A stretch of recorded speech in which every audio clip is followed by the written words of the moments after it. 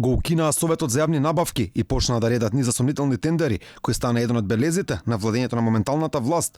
Прв кој во јавноста ја доби етикетата матен е оној на Министерството за здравство, вреден 35 милиони евра за набавка на лабораториски реагенси за крвни анализи. Тендерот беше поништен, но обвинителството отвори истрага, а иако минаа повеќе од половина година, обвинение се уште нема. Најгласонак на тендерот за набавка на радарска опрема во МНАВ, каде постојат сомнежи за вмешаност на генералниот секретар на владата Драги Рашковски, антикорупцијска, отвори предмет за овој случај, но и по 4 месеци не е јасно која била улогата на Рашковски во тендерот, како и дали во целиот случај има малверзации или законски неправилности.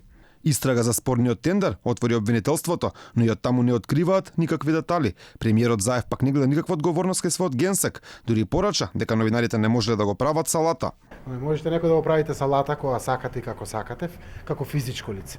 Листата на сомнителни тендери е долга. Еден од нив е оној за набавката на учебници во Министерството за образование, вреден 7,5 милиони евра, кој беше случен во предреферендумскиот период.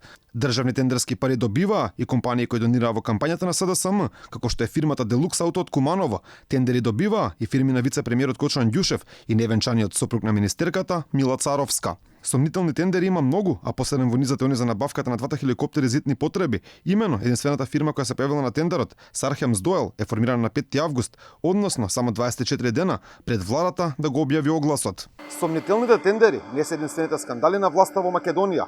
Јавноста беше сведок и на партиски вработувања во администрацијата, како и на доделување сомнителни грантови. Јавноста долго време ја тресеше скандалот со грантовите на Фондот за иновации, вредни 10,5 милиони евра, кои беа распределени на 80 компании, а меѓу нив повеќе компании на функционери на СДСМ и нивни роднини, како и медиуми кои важат за блиски до власта. Јавноста ги памети и партиските вработувања, каде имаше и деца на блиски роднини на пратеници и други функционери од владеачката гарнитура.